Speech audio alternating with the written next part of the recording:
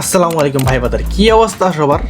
তো আজকে তোমাদের জন্য একটা গেমিং ফোন নিয়ে আসলাম, সেটা হচ্ছে ইনফিনিক্স হট 14। ফোনটা হচ্ছে একটি গেমারদের জন্য ফোন, এবং গেমারদের ফোন মানে একটি ভালো পারফরমেন্সের একটি ফোন।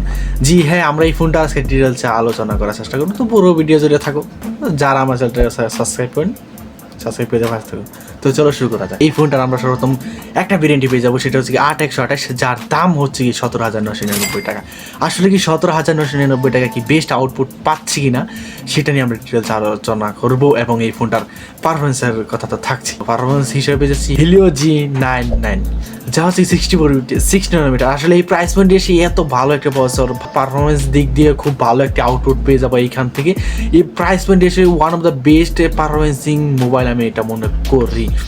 মোটামুটি ভালোই গেমিং সেমিং আপনি করতে পারবেন এই ফোনটা দিয়ে। এবং আমরা এই ফোনটা যে ডিসপ্লে কথা বলি, তার ডিসপ্লে হিসেবে যাচ্ছি IPS, যা হচ্ছে 6.78 ইঞ্চি ফুল HD প্লাস, এবং এর ব্রাইটনেস রয়েছে 500 নিটস এবং 120 ইয়ার্স। ব্রাইটনেসটা কিছুটা কম লেগেছে আমার কাছে। ইনডোরে এবং আউটডোরে মিলিয়ে আপনি ইনডোরে কিছুটা তেমন ফিল করবেন না, কিন্তু বাট আউটডোরে মোটামুটি ভালোই ব্রাইটনেসের কমতি ফিল করবেন। আমরা যদি অন্যতম ফিচার ক্যামেরার কথা বলি, তাহলে ক্যামেরা হিসেবে যাচ্ছি 50 মেগাপিক্সেল, এবং সেলফি ক্যামেরা হিসেবে যাচ্ছি 32 মেগাপিক্সেল। ইমেজ রেজুলেশন 12,000x9,000, অত্যন্ত ভালো।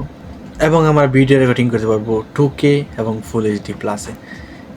এবং আমরা এই ফোনটা যদি ব্যাটারির কথা বলো, তাহলে ব্যাটারি হিসেবে যাচ্ছি 5000 mAh এর ব্যাটারি, এবং তার সাথে 33 ওয়াটের চার্জার। আপনি সব দিক দিয়ে যদি বিবেচনা করেন, আমি বলবো যে এই ফোনটাতে কোনো কমতি নাই, আমার কাছে লেগেছে না।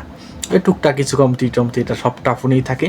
তো সব দিক দিয়ে বিবেচনা করতে গেলে অফিসিয়ালি মোবাইলে যে এত একটা ভালো একটি ফিচার, তা আসলে কল্পনার বাইরে। আমার কাছে সব দিক দিয়ে ভালো লেগেছে, প্রসেসর বলেন, ডিসপ্লে বলেন, ক্যামেরা বলেন, ব্যাটারিও বলেন, সব দিক দিয়ে আমার কাছে one of the best output হিসেবে আমি ফোনটাকে বিবেচনা করতেছি। তো এখন দেখেন ভাইবে চিন্তা করে দেখেন যে আসলে এই ফোনটা আমার কিনা উচিত কিনা।